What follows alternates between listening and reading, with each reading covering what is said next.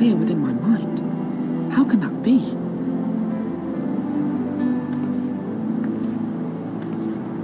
Racevelga, do you not remember me?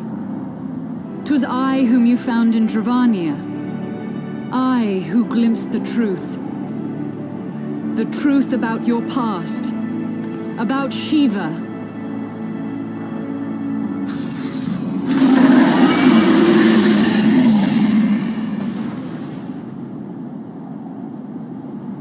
But speak it I must. I have summoned Shiva's soul from the beyond and offered myself as her vessel. She has made her heart known to me.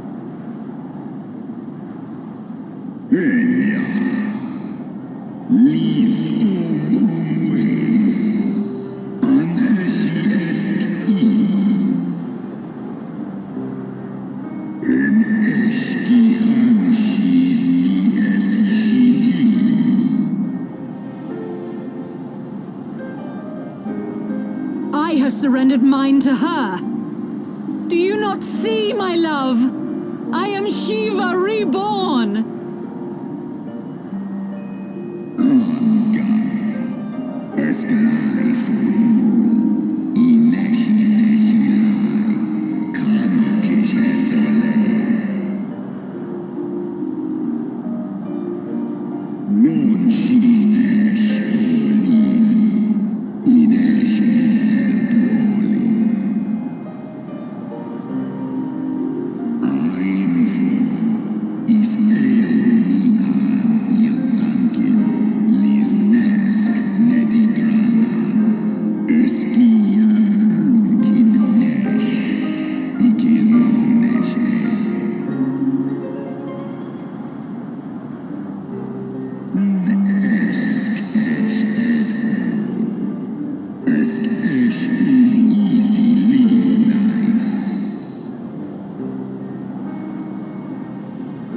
Then the spirit that answered me.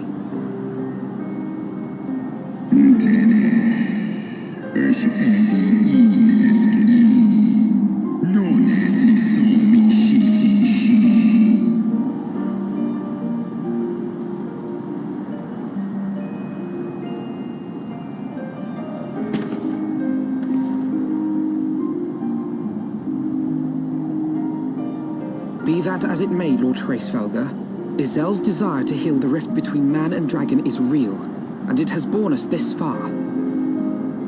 We would spare both our kind and yours the ravages of this senseless war. Pray join your voice to ours in a call for peace and forgiveness.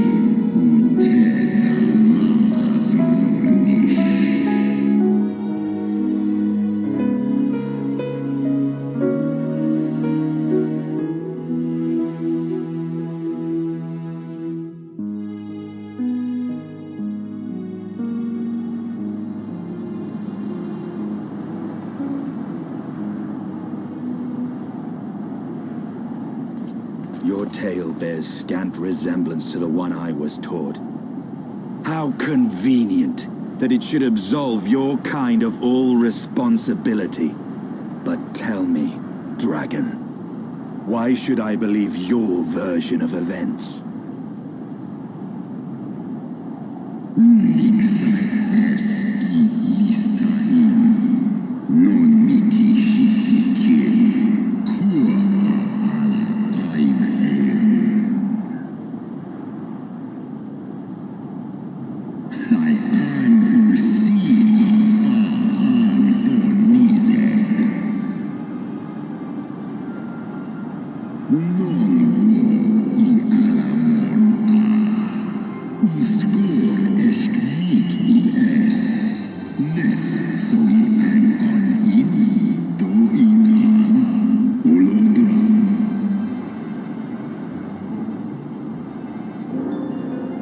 Ishgard's so-called heretics.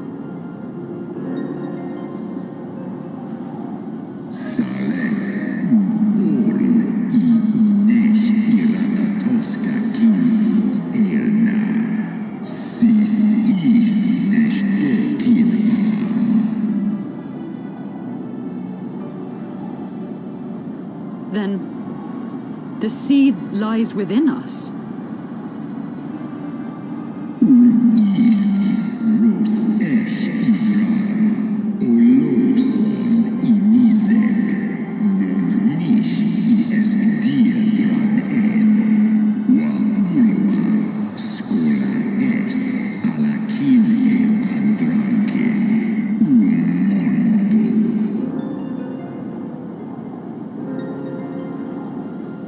Ye gods, I have borne witness to such a transformation.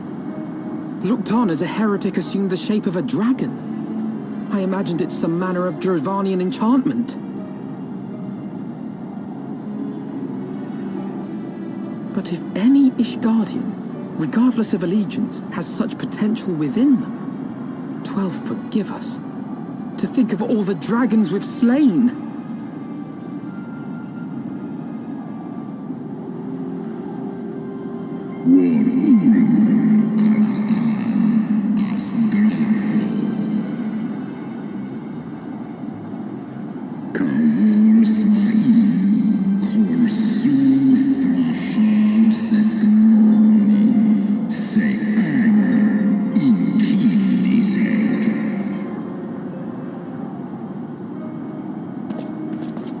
Oft have I wondered why Nidhogg did not simply raze Ishgard to the ground.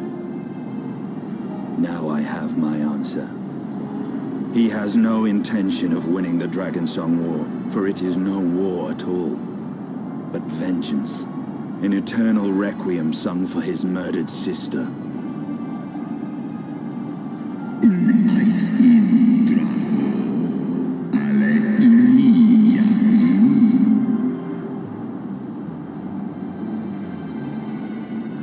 I have not come this far only to admit defeat.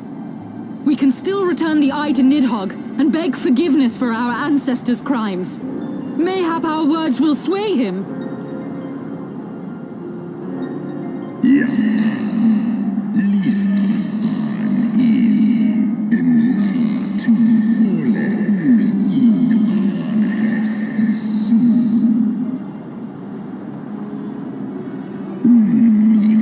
Said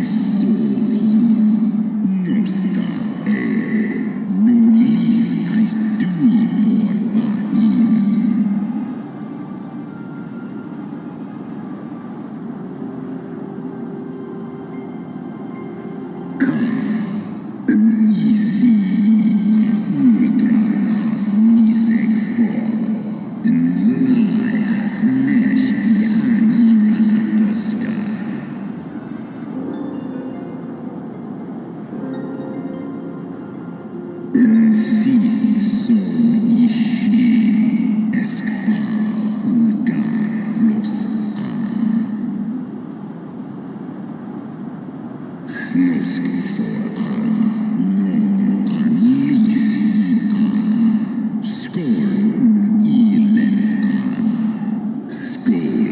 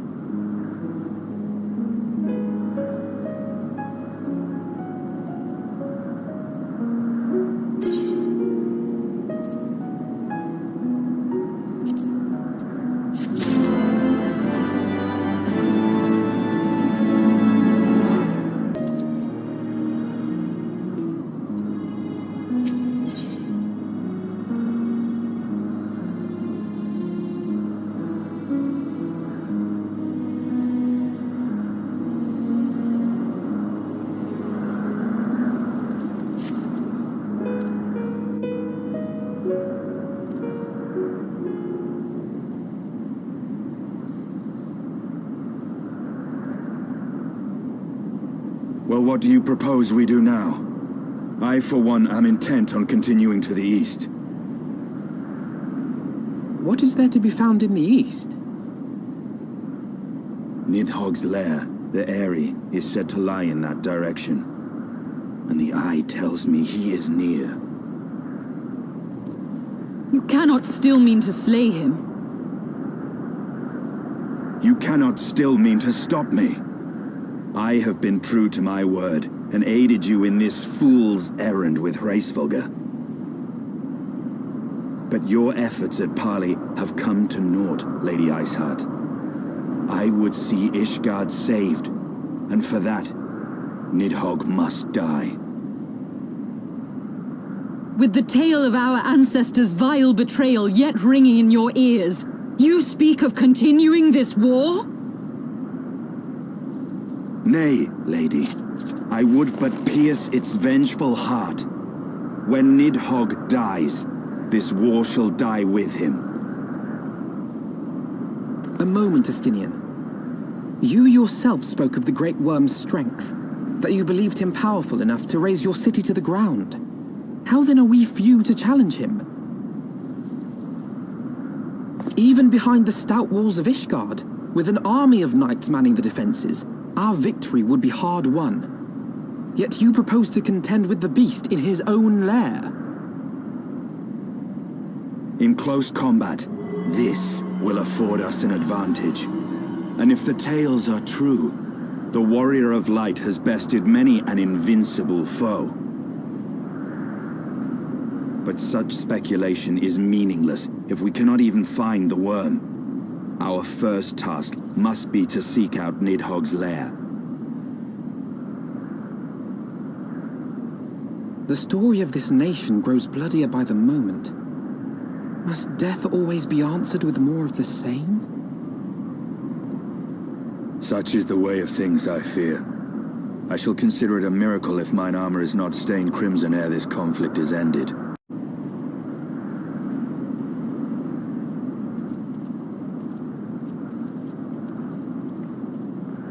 I should be blinded by my own lies. Everything I believed, everything I thought I was, gone. All gone.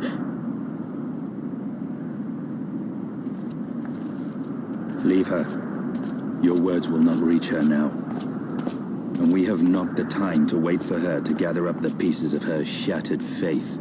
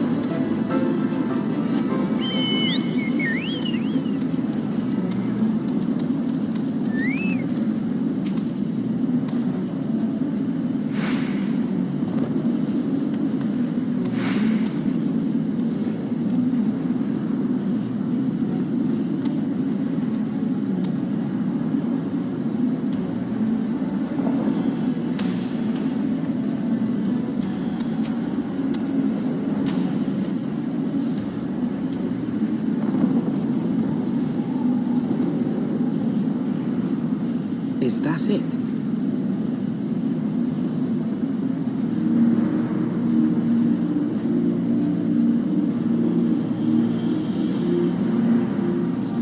Aye, that would be the Eyrie. I feel Nidhogg's presence through the eye, his caustic hatred gnawing at my soul. 'Twould seem the death of his consort has put him on guard. Mark how he wards his lair with tempestuous winds.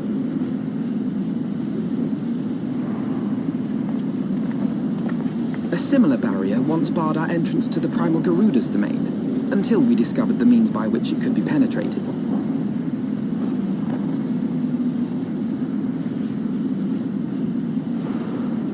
Mayhap it is time we called upon Master Garland. It will be just like the good old days, no?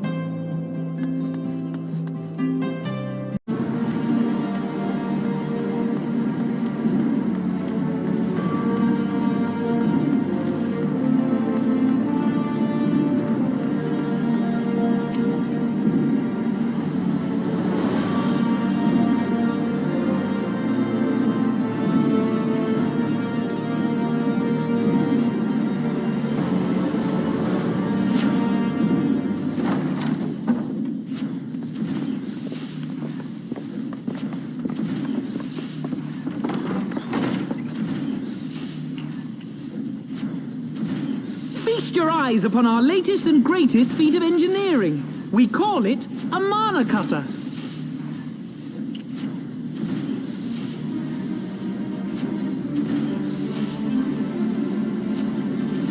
After you put down Gaius, Wedge and me struck out on our own for a bit, and started work on the successor to the tiny Bronco. Impressive little thing, isn't she? My talent for ship design has plainly rubbed off on her.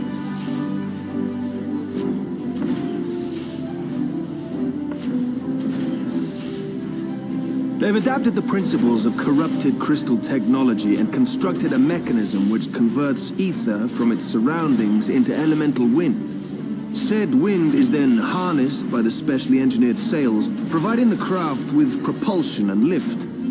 All in all, a most elegant solution. I'm actually a little upset that I didn't think of it myself. The design does, however, come with one small flaw. The energy conversion ratio is bloody awful. To generate enough power to get you off the ground, you need to be in an area awash with predominantly wind-aspected ether. In other words, there are a few places you can fly, and lots of places you can't. The new Ishgardian airship hasn't left the boys much time for tinkering, meaning it may be a while before this particular project takes off, if you'll forgive the pun.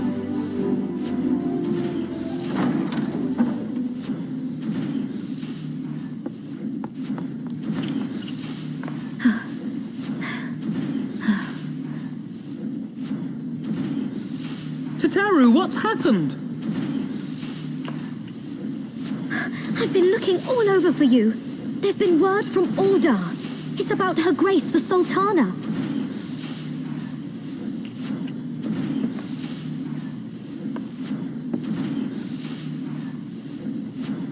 It seems you're required elsewhere.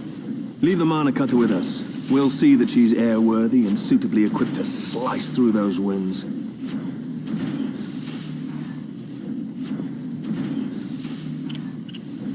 You, meanwhile, should concentrate on providing Raoban and the Sultana whatever help they need.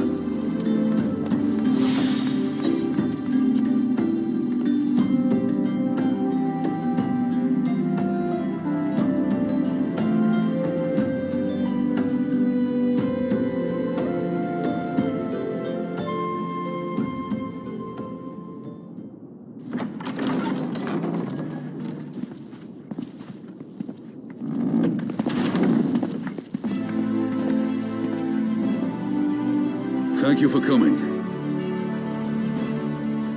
No thanks are necessary, General. I trust your recuperation continues apace. I cannot complain. Thanks to Higirian administrations, I've regained much of the strength I lost during my imprisonment.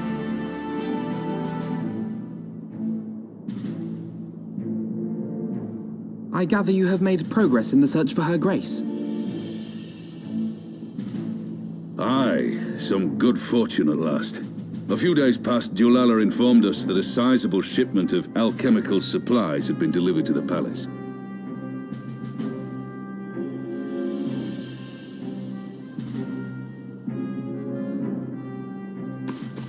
With Papa Shan's assistance, I set out to ascertain the source and nature of the shipment. My inquiries led me to Frondale's frontistery. There, I learned that an order had been placed for a curious substance designed to sustain patients trapped in death-like slumber. An invention of the former head alchemist, apparently. A death-like slumber? This cannot be a coincidence. It lends some weight to Dulala's claims, aye. Her Grace is likely somewhere within the palace, abed but alive. Before making any attempt to extricate the Sultana, however, it seemed prudent to learn what manner of substance was used to induce her torpor. To that end, I made inquiries as to the whereabouts of the one most like to have administered it. The lady-in-waiting, Muriel. We sent for you as soon as we learned of her location. All that remains is to apprehend the woman. We shall find our cat's paw in the Silver Bazaar. But we must tread carefully. The market is not the bustling place it once was, and someone is sure to mark our coming. Should they inform the monetarists, we'll have a fight on our hands. We must be prepared for the worst, and being short an arm, I thought it wise to take another in its stead. What say you, Warrior of Light? Will you lend me yours?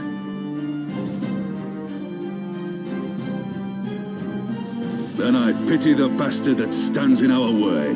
Come, my friends, for Nanamo, and for Ul'dah!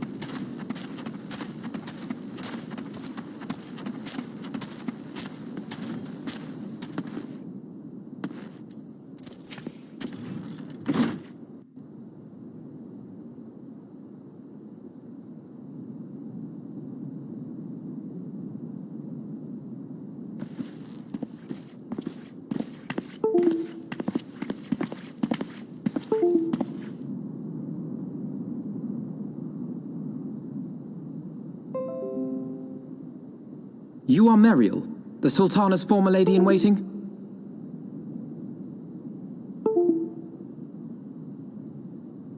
I know no one of that name. Pray excuse me.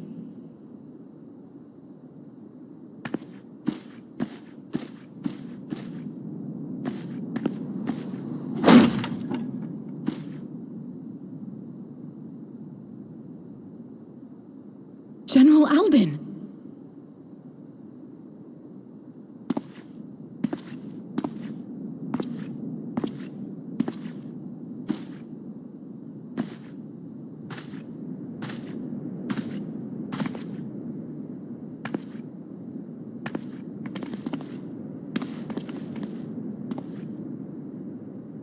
We will have the truth from you, girl.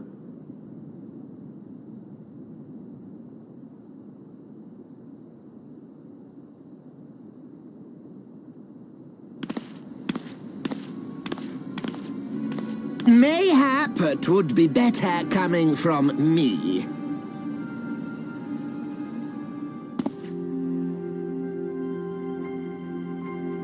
Lonorito, you best talk fast. As you know, Teleji Adeleji's Cartano reclamation bill was no more than a facade, a means to get his grubby little hands on that Allagan monstrosity Omega. When he learned of Nanamo's intention to abdicate, however, he was forced to amend his plans. Suddenly, assassination seemed the most promising way to further his ambitions. I am told Teleji had discovered a maid in whose veins ran the blood of House Thorn, a new, more pliable puppet to sit the throne. 'Twould have caused an uproar, of course, but few could have contested her claim.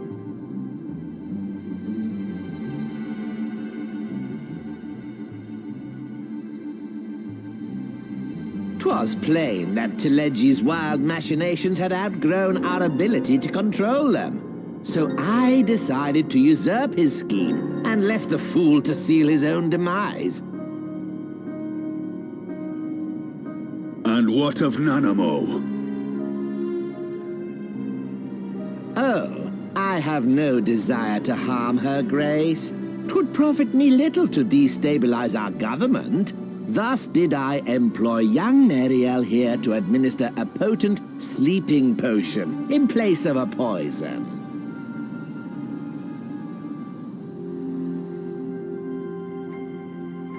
You should know, General, that your dear friend Ilberd was fully aware of my plan.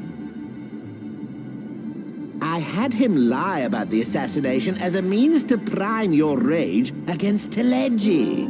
We weren't entirely sure how you would react, but things went rather better than expected.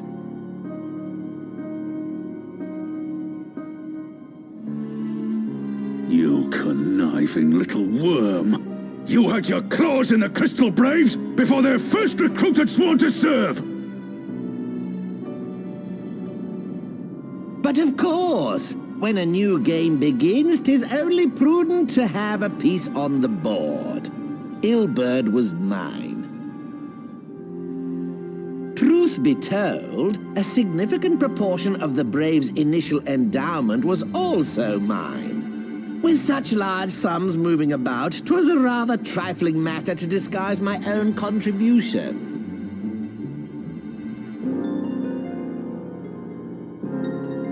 Ah, Ilberd. I secured his services with a promise to support his cause once my authority had been solidified. I swear, the man thinks of naught but prizing Alamigo from the grasp of the Empire. Unlike you, General, the poor fellow seems quite unable to forsake the land of his forefathers. Mayhap that's why he called you a traitor to your people and a disgrace to your homeland, amongst other things. What was it he always compared you to? Oh, yes, an overgrown lapdog begging for scraps at the Sultana's table. Oh, how we laughed. Alas, Ilbert's entertaining little outbursts eventually gave way to wearisome tirades, and the zealous brute became rather unruly. I had no wish to see you executed, you understand, but he would not take no for an answer. Rest assured, his employment with me has long since ended. Which brings us neatly to the present. What say you, General? Both you and the Sultana are alive. We have one corpse and one fugitive, and preparations have been made to restore your good name. Shall we cry quits and start again with a blank ledger? The hells we will! Do you honestly expect me to forgive and forget? After all you've done? You're guilty of high treason! Stay your blade, Master Alden. You yourself are not innocent. Or have you forgotten your own crime in executing Teleggi Adeleggi without trial? Though you acted out of loyalty to the Sultana, such deeds are in violation of both the word and spirit of the law.